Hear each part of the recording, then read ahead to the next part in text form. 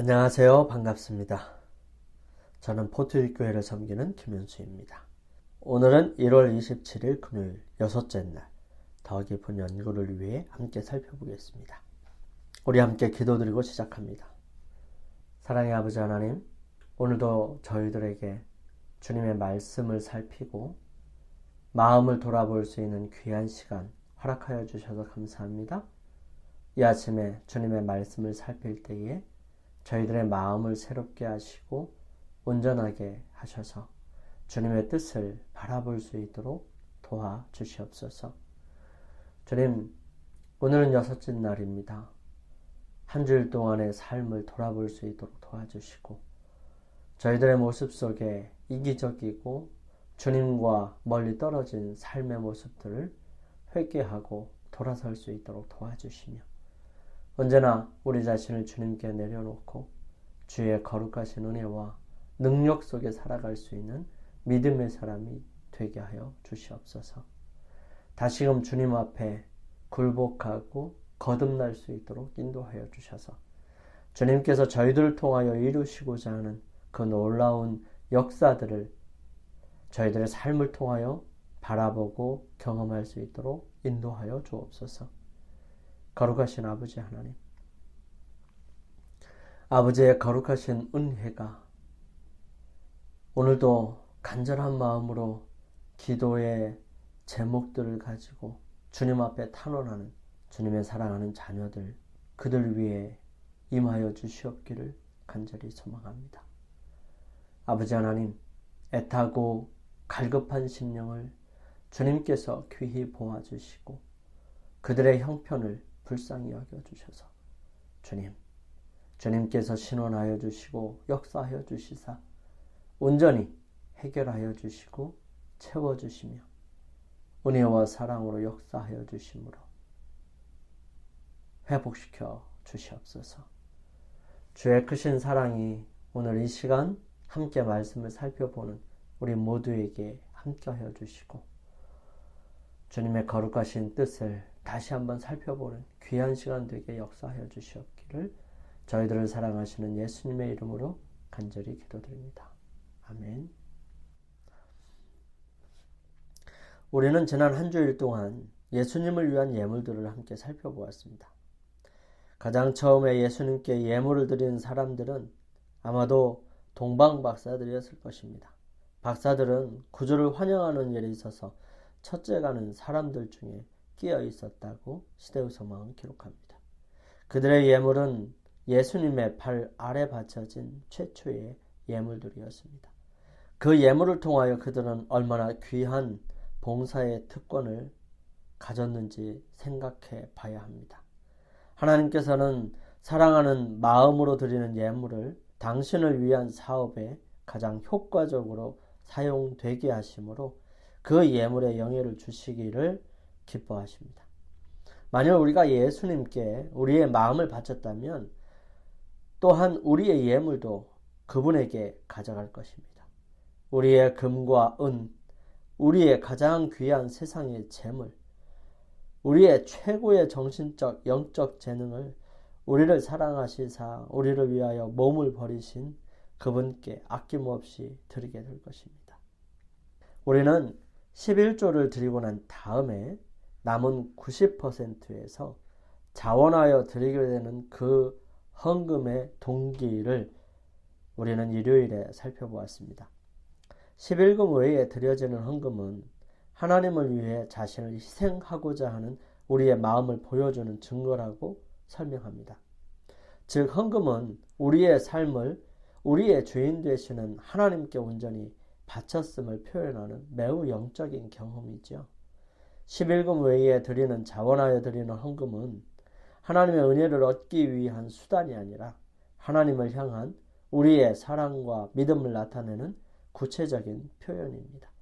그러므로 헌금은 언제나 우리의 필요를 가장 좋은 곳으로 채워주시는 하나님을 신뢰하는 마음에서부터 오므로 그리스도 안에서 구원의 확신을 발견했다는 믿음에 근거하는 것입니다. 얼마나 드려야 할까? 일반적인 사람들의 고민으로 시작한 둘째 날 화요일에서의 내용은 우리가 드리는 헌금은 우리가 하나님께로부터 받은 축복에 비례하여야 한다는 것입니다. 모세를 통해서 하나님께서 말씀하십니다. 각 사람이 내 하나님 여호와의 주신 복을 따라 그 힘대로 물건을 드릴지니라. 또한 주님께서는 이렇게 말씀하십니다. 무릇 많이 받은 자에게는 많이 요구할 것이요 많이 맡은 자에게는 많이 달라 할 것이니라. 예수님께서는 12 제자들과 함께 있는 70명의 제자들을 내보낼 때 말씀하십니다. 너희가 거저 받았으니 거저 주라. 우리는 헌금을 드릴 때에 우리가 받은 축복에 비례하여 하나님께 드려야 합니다. 이것이 그리스도인 감사의 표현일 것입니다. 우리가 헌금을 드림으로 예수님의 성품을 담고 개발할 수 있게 되는 것입니다. 헌금과 예배는 언제나 같이 갑니다. 성경에서 예배의 순서에 대해서 구체적으로 제시하지는 않지만 요소들을 말하고 있다면 말씀 연구, 선포, 기도, 음악, 그리고 11조와 헌금이 바로 그것입니다.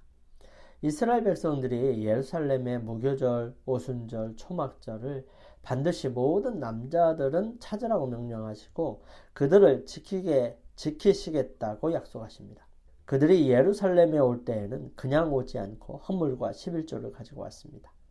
그것을 가지고 하나님께 드리고 또한 함께 이웃들과 나누어 그들에게 주신 하나님의 축복을 함께 누리는 일을 하게 하셨습니다. 여기에 하나님께 드린다는 것, 이것이 바로 예배인데 나의 몸과 마음을 하나님께 드리는 것이 첫 번째요. 두 번째는 우리에게 베푸신 축복과 은혜 속에서 열의 하나인 11조와 각종 헌금을 자원하고 감사하는 마음으로 드리는 것입니다. 하나님께서는 우리가 드린 예물을 기억하신다는 사실을 여러 신뢰들을 통해서 살펴보았습니다. 2 렙돈을 드린 과부 그리고 많이 구제한 백부장에 대한 이야기로 기도와 구제 함께 연결되어 있음을 확인할 수 있습니다. 2 렙돈을 드린 과부는 자신의 생활비 전부를 드렸습니다. 그 여인이 헌금을 드릴 때에 교회는 부패하고 소행이 악했습니다. 예배는 화려하고 웅장했지만 그것은 그들이 더 많은 재물을 얻기 위한 수단으로 사용하였고 성전 안에서 장사와 돈 바꾸는 일로 정신이 없는 그런 때였습니다. 많은 사람들이 드린 헌물은 적재적소에 쓰여지지 않고 부패하고 더러운 입속 챙기는 데에 사용되기도 했습니다. 그럼에도 불구하고 여인이 헌금을 드린 것을 주님께서 칭찬하셨던 것입니다. 고넬료 또한 많은 구제하는 일을 하는 사람이었습니다. 하나님께서 천사를 보내셔서 그로 하여금 더 깊은 진리를 듣고 깨닫게 하시기 위해 시몬 베드로를 부르게 하신 것입니다. 이러한 모습을 통해서 하나님께서는 금액의 많고 적음에 상관없이 우리가 자원하는 마음으로 하나님의 교회와 이웃을 위해 정성껏 드린 예물을 기억하신다고 말씀하십니다. 어제 우리는 특별계획 큰병에서 드리기를 살펴보았는데요. 바로 헌금할 수 있는 것, 유동적인 자산은 단지 9%밖에 되지 않는데 거기에서 사람들은 헌금과 기부를 한다는 것입니다. 나머지 91%는 집이나 가축 또는 비유동 품목처럼 짧은 시간 안에 현금화하기 어려운 곳에 투자되어 있는데 우리는 9%에서 11금과 헌금을 드리는 것이 아니라 91% 비유동적 자산에서 헌금하기를 바라는 것입니다. 마리아는 자신에게 베푸신 예수님의 은혜와 귀신을 쫓아내고 새로운 삶을 살 수 있도록 하신 예수님께 300데나리온, 즉 남자 노동자가 1년 동안 쓰지 않고 모아야 되는 가치 있는 향유옥합을 주님의 머리에서 깨뜨리고 그 향유를 옷에 발에 바르고 자신의 머리카락으로 닦아드렸습니다. 마리아의 일이 기념되어 전해지는 것처럼 우리의 헌금의 방식이 더욱 진실되고 받은 축복을 드릴 수 있는 사람들이 되어야 합니다. 또한 바나바처럼 자신의 밭을 팔아 교회 사업을 위해 사용할 수 있도록 비유동자산을 유동자산으로 바꾸어 헌금하는 모습이 우리에게도 분명하게 세우기를 소망합니다. 하늘의 기념책에는 하나님의 백성들의 재정적 신실함도 기록되어 있습니다. 나는 기록하는 천사가 하나님께 헌납되는 헌금마다 금고에 넣어지는 금전들을 충실히 기록하며 그렇게 드려진 헌금의 최후 결과를 충실히 기록하는 것을 보았다. 하나님의 눈은 주님의 사업에 바치는 모든 동전을 보시고 바치는 자가 즐겨 바치는지 마지못해 바치는지도 아신다. 바치는 동기도 기록된다. 주께서 요구하시는 대로 주님의 것을 하나님께 돌려드리는 자기 희생적이요 헌신적인 사람들은 저들의 행위에 따라 보상을 받을 것입니다. 이렇게 드려진 재물이 오용되어 헌납자가 목적한 바 하나님의 영광과 영혼 구원을 성취하지 못했을지라도 하나님의 영광만 단순하게 바라보고 신실한 마음으로 희생한 자들은 저들의 보상을 잃지 않을 것입니다. 하나님께서는 하나님의 백성들이 기도하며 그분의 일의 발전을 위해 계획하기를 기대하십니다. 그러나 우리는 고넬료처럼 기도와 구제를 함께 해야 합니다. 행함이 없는 믿음은 죽은 것이고요. 살아있는 믿음이 없이는 하나님을 기쁘시게 할 수 없습니다. 기도하는 동시에 우리는 우리의 기도가 이루어질 수 있도록 우리가 드릴 수 있는 모든 것을 드려야 합니다. 만일 우리가 우리의 믿음을 실천한다면 하나님께서 기억하실 것입니다. 그분께서는 사랑과 자기 부정의 마음으로 행한 모든 것을 기억하십니다. 우리가 행함으로 믿음을 나타낸 곳에 길을 열어주실 것입니다. 관대한 정신은 하늘의 정신이고요. 이기적인 정신은 사단의 정신입니다. 그리스도의 자아희생적인 사랑은 십자가 위에 나타나 있습니다. 그분은 인류를 구원하기 위하여 자신이 소유한 모든 것과 당신 자신까지 주셨습니다. 그리스도의 십자가는 복된 주님을 따르는 모든 자들의 자선심에 호소합니다. 거기에 예시된 원칙은 주고 또 주라는 것입니다. 실제적 자선과 선한 행동으로 실천된 이 원칙은 그리스도 인생의 진정한 열매들이지요. 세상에 속한 자들의 원칙은 가지고 가지라는 것이며 이렇게 하여 그들은 행복을 얻을 것으로 기대합니다. 그렇지만 이러한 원칙이 적용된 모든 행동의 열매는 불행과 죽음입니다. 지상의 거민들에게 진리를 전하고 그들을 죄와 무관심에서 구해내는 것이 그리스도를 따르는 자들의 사명입니다. 사람들은 진리를 통해 성화되기 위하여 그것을 소유해야만 하고요. 우리들은 하나님의 빛의 통로입니다. 우리의 재능, 재물, 지식은 단지 우리의 유익만을 위한 것이 아닙니다. 이것들은 영혼 구원을 위하여 또한 인간을 죄된 생애에서 향상시키며 그리스도를 통하여 무한하신 하나님께로 인도하기 위하여 사용되어야 합니다. 우리는 이 사업에 있어서 열렬한 일꾼이 되고 또 회개하고 믿는 죄인들을 거룩하신 구속주께로 인도하며 인류에 대한 하나님의 사랑의 고상한 의미를 그들에게 새겨주어야 합니다. 하나님이 세상을 이처럼 사랑하사 독생자를 주셨으니 이는 저를 믿는 자마다 멸망치 않고 영생을 얻게 하려 하심이니라 말씀하십니다. 이 얼마나 비할 데 없는 사랑인가요? 얼마나 심오한 명상의 주제이며 그분을 사랑하지 않은 세상에 대한 하나님의 놀라운 사랑입니까? 이를 생각할 때 영혼은 굴복당하고 마음은 하나님의 뜻에 사로잡힐 것입니다. 얻기 위하여 열광했지만 실망하고 세상을 쫓는 데서 행복을 얻지 못한 자들은 그들의 심령에 끊임없는 주림과 기가를 진정시키기 위하여 이 진리에 대해 알 필요가 있습니다.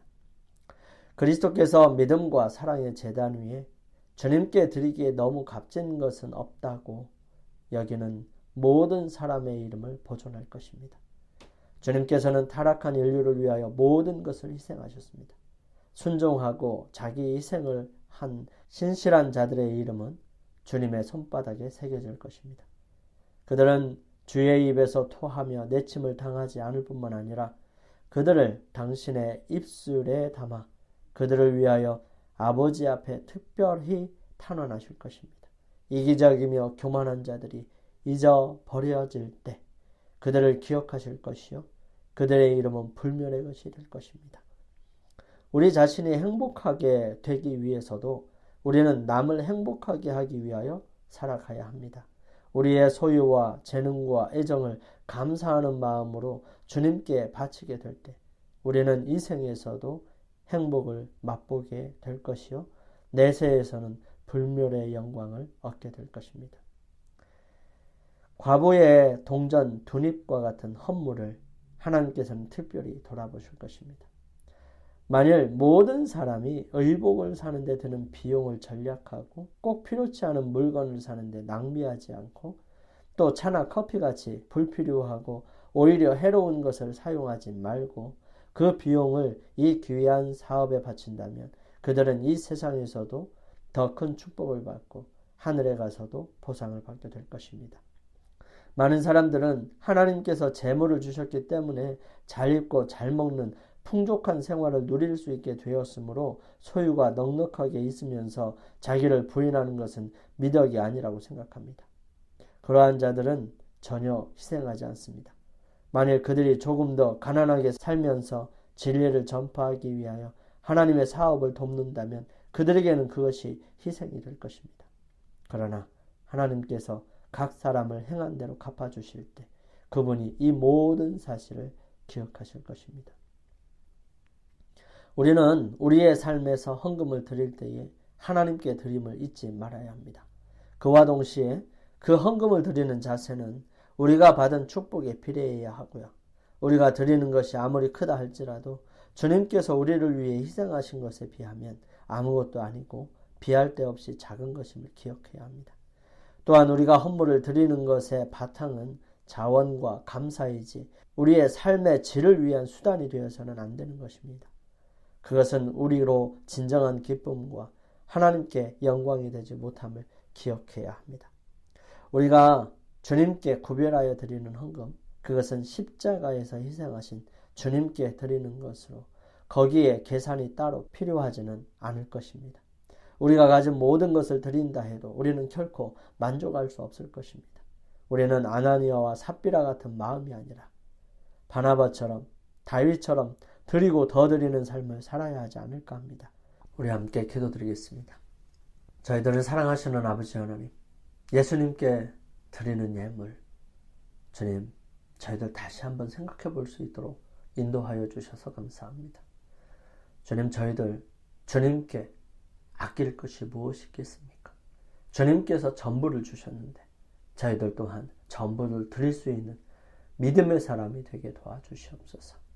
세상에 주님을 알지 못하는 사람들을 구원하기 위해 사용되어야 할 재물들이 우리의 손에서 드려질 수 있도록 도와주시고 주님을 닮아가는 저희 모두가 되게 인도하여 주시옵기를 간절히 빌고나오며 이 하루를 살아가며 한 주일 동안의 저희들의 삶을 돌아보고 맞이하게 될 안식일을 잘 준비할 수 있도록 도와주시고 주님 만날 수 있도록 역사하여 주옵소서.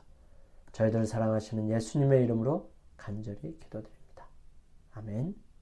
오늘도 주님 안에서 승리하기 위하여 주님께로부터 오는 능력을 얻기 위해 주님 앞에 머무는 시간을 각자 가질 수 있게 되기를 바랍니다.